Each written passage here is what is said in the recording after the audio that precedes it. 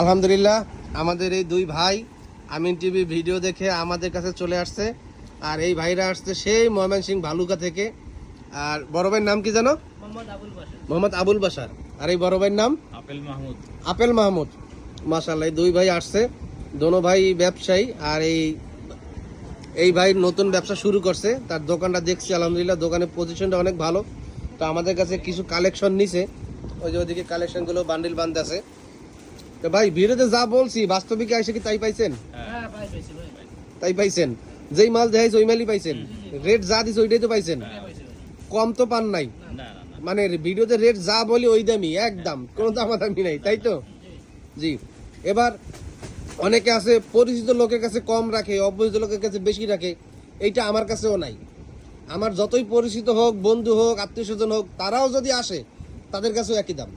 এইটা আমার একটা ব্যবসার নীতি। এটা আমি ব্যবসা করলে করব, না করলে নাই, তাই তো? কিন্তু আমার এই নীতি কি আপনারা কি মানে কি মনে করেন?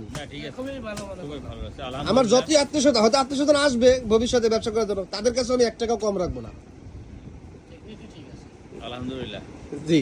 তো আমার জন্য দোয়া করবেন যেন আমার আমিন কটন যেন এক সময় বেকারদের কর্মসংস্থান একটা ভালো একটা মাধ্যম হয়। ইনশাআল্লাহ। আল্লাহ হাফেজ।